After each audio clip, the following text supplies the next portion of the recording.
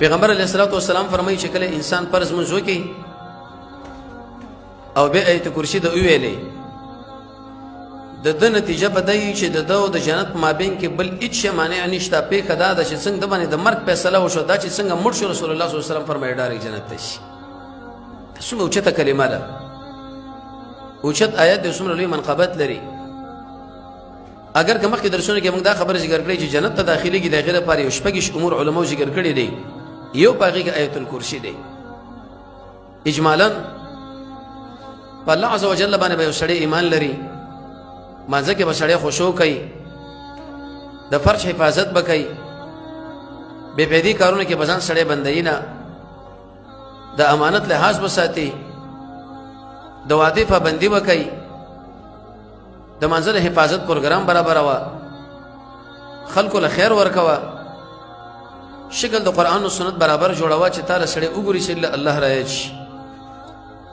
مسلمانانو باندې بدنامه ملګوا، د مسلمانانو مابین کې اختلافات مراوله، چې کله تعالی مصیبت ورشي نو په دې وخت کې صبر وکاو، د الله پر رضا ښکارا کا، نعمت چې کله رب العالمین درکې نو به شکر وباسه. د مسلمانانو په ژوند کې ستا محبت پیدا شي د دین د وجې، ګاونډیانو سره ښه سلوک.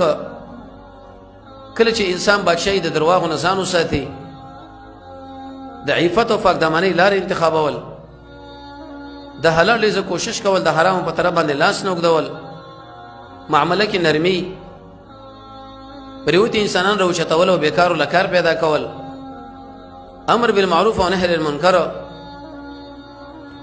دا خپل شر د خلکو نه بندول. او په دې حدیث کې رسول الله صلی الله علیه وسلم فرمایي د آیت کرسی لوستل هغه د فرض منځ نه وروسته.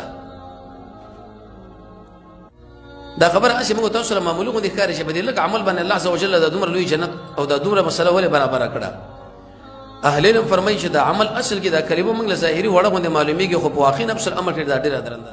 من قرأ چا چې ولوستو دوباره کل صلات مکتوبه ورسته د هر فرمانځنه آیت الکرسی، آیت کرسی، لم یمنعه نمنع کوي دلره من دخول الجنه، د جنت د داخلي دونه، الا ان يموت، مگر دا خبره چې دا مړ شي، او کما قال النبي صلی الله علیه وسلم.